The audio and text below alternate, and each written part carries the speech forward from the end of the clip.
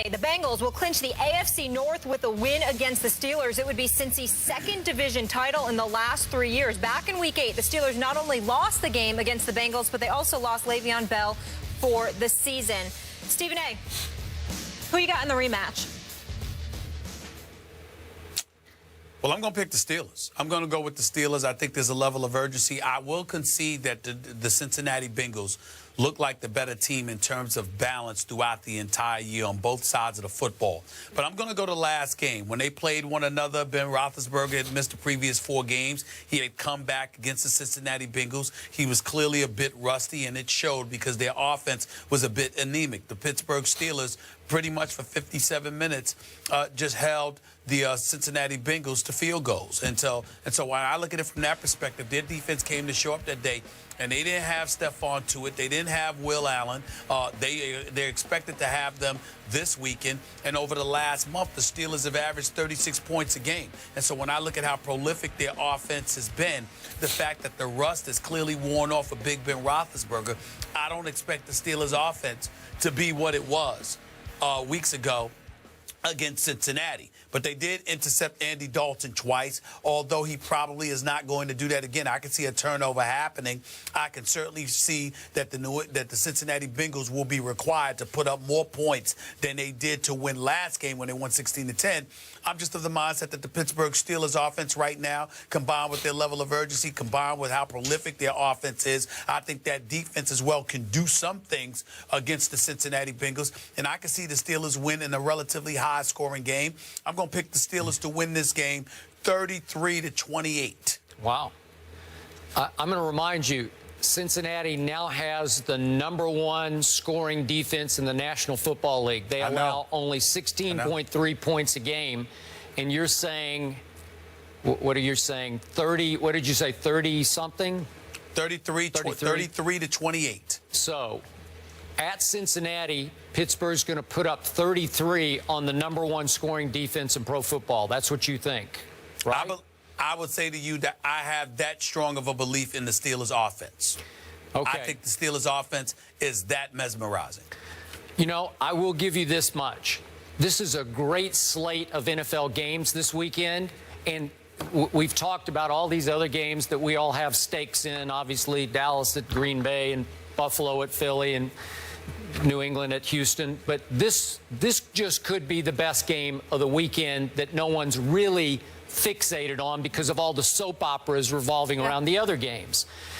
And I'm with you on this. You got the #1 scoring defense against what has become, with Ben getting completely healthy, the most explosive passing offense to me, passing offense in pro football. So what a great matchup.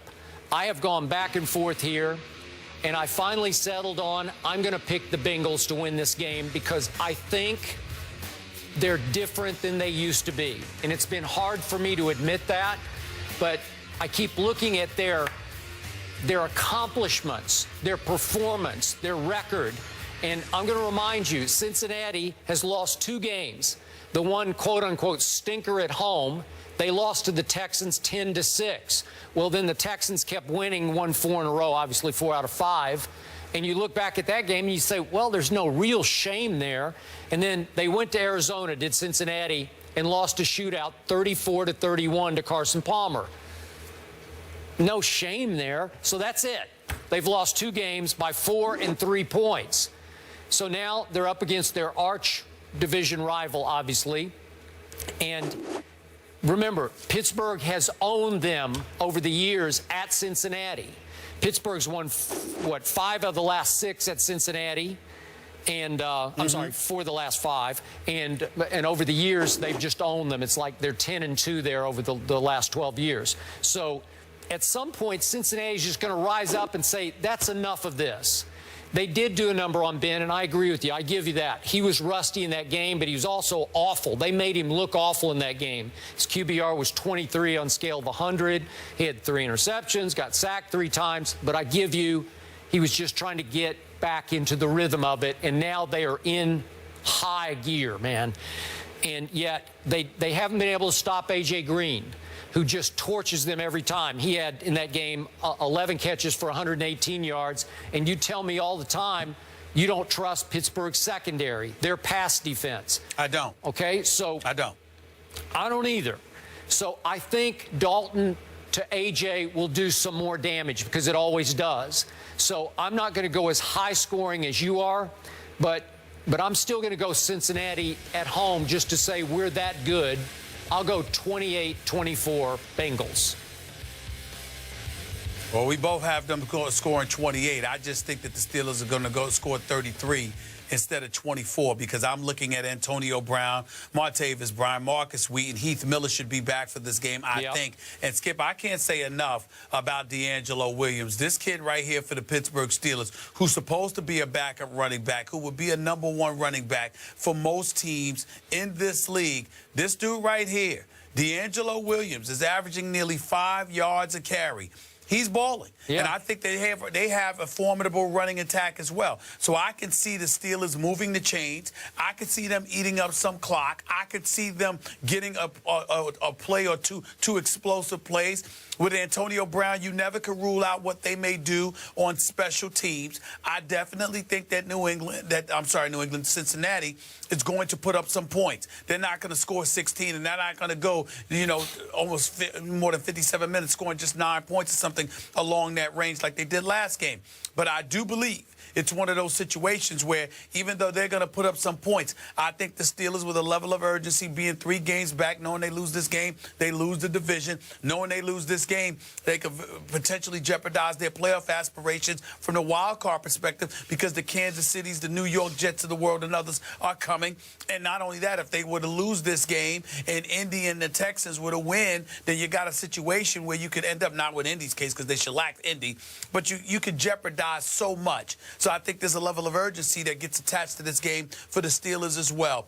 All those things considered, I think that it just leads me to believe that the Steelers will win this game. Although I will confess that obviously my heart's involved to some degree because I love my Steelers. Yep. But I just think that their offense is that high-powered. I got it. Okay, I will confess this.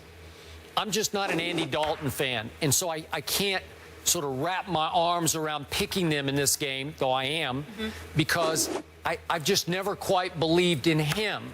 And so I'm hesitant, I'm reticent with them, and I keep sort of grudgingly giving in to them week after week because in this case, I'm not a Steelers fan like you, but I'm a big fan of Mike Tomlin. I'm a big fan of Big Ben Roethlisberger. I enjoy watching him operate. It's fun with those weapons he has. That's a show that they're putting on every week. So I like to watch them. Yeah. Can we say this about Big Ben Roethlisberger? First, it was because of how he came into the league, and you all, you got on him, and rightfully so, about the whole motorcycle accident. Yep. And then, obviously, he got into some trouble off the court with accusations or whatever. Yep. And I think that distracted us. From how great this dude is. Big Ben Roethlisberger, to me, deserves to be mentioned in the same breath as Peyton Manning, as Tom Brady, as Drew Brees. Big Ben Roethlisberger has been to 3 Super Bowls. He's got 2 Super Bowl titles. He's got more Super Bowl titles than Brees. He's got more Super Bowl titles than Peyton Manning. And I think it's fair to say he's better than a 2-time Super Bowl champion in Eli Manning. The only thing that he's got more Super Bowl rings than Aaron Rodgers. The only thing that you could say about Big Ben Roethlisberger is that he doesn't have as many rings as Tom Brady. But outside of that, tell me a quarterback outside of Tom Brady and Aaron Rodgers that you can definitively say I'd pick. Okay, but he's a Hall of Famer. Here's the flip side. Flip side to your question you just asked. Have we all been distracted from acknowledging how good Andy Dalton is?